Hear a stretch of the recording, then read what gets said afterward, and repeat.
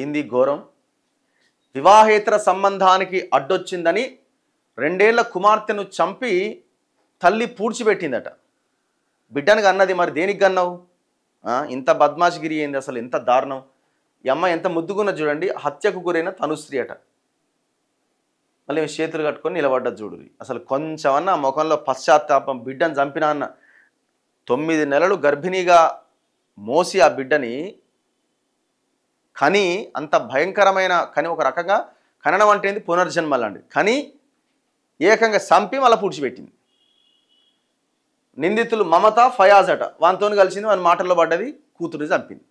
వివాహేతర సంబంధానికి అడ్డుగా ఉందని తన 2 ఏళ్ల కన్న కూతురిని ప్రియుడితో కలిసి దారుణంగా హత్య చేసి పూడ్చిపెట్టి పారిపోయిన అమానవీయ ఘటన మెదక్ జిల్లా శివంపేట మండలంలో శుక్రవారం వెలుగు చూసింది. మన దగ్గరనే దరిద్రం.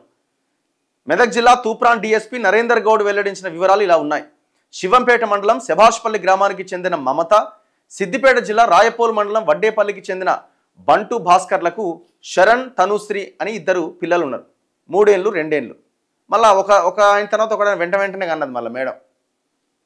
సమయం కూడా గ్యాప్ లేదు. మళ్ళా గతంలో మమత అత్తింట్లో గొడవపడి పుట్టింటికి వచ్చి వారం రోజుల పాటు ఉన్నది. ఈ క్రమంలో అదే గ్రామానికి చెందిన పాత నేరస్తుడైన ఫయాజ్తో చనువుగా ఉంటూ కుమార్తెతో సహా కనిపించకుండా పోయిందట. ఈ మేరకు ఆమె తండ్రి కోట్ల రాజు మే 27వ తేదీన శివంపేట పోలీసులకు ఫిర్యాదు చేయగా మిస్సింగ్ కేసు పెట్టిరట. దర్యాప్తు చేపట్టిన పోలీసులు మమతా, ఫయాజ్లు ఏపీలోని పల్నాడు జిల్లా నరసరావుపేటలో ఉన్నట్లు గుర్తించారు. 2ని అదుపులోకి తీసుకొని శివంపేటకు తరలించారు. తనుశ్రీ ఏది అని ప్రశ్నించగా నీళ్లు నమలడంతో లోతుగా విచారించారు. నరసరావుపేటలో తమ ఆనందానికి అడ్డుగా ఉందని భావించి చంపేయాలని నిర్ణయించుకున్నారు. జూన్ 7వ తేదీన శభాష్పల్లికి తీసుకొచ్చి ఛాతిపై కొట్టి అంతమొందించాక ఒక సంచిలో శవాన్ని ఉంచి కాల్వలో పూడ్చిపెట్టారు.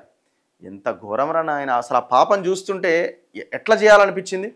తర్వాత నరసరావుపేట వెళ్ళిపోయారు. ఈ మేరకు మమతా, ఫయాజ్ల పైన హత్య కేసు నమోదు చేసి అరెస్ట్ చేశారు. శుక్రవారం పోలీసులు తనుశ్రీ మృతదేహాన్ని కుళ్ళిపోయిన స్థితిలో వెలికి తీశారు. శివంపేట తహసీల్దార్ కమలాద్రి సమక్షంలో శవ పంచనామా పూర్తి చేశారు. అత్తింట్లో ఉన్నప్పుడు గతంలో కూడా ఒకసారి ఫయాజ్తో మమత వెళ్ళిపోయినట్టుగా గుర్తించారు. నరసరావుపేట వెళ్లేటప్పుడు మమత కుమార్తె తనుశ్రీని మాత్రమే తీసుకెళ్లడంతో కుమారుడు శరణ్ చావు నుంచి తప్పించుకున్నాడని గ్రామస్తులు పేర్కొన్నారు. ఇప్పుడు ఆ పాపను కూడా అక్కడనే వదిలేసి వెళ్ళిపోవచ్చు కదా, వెళ్ళిపోతే అయిపోయేది కదా.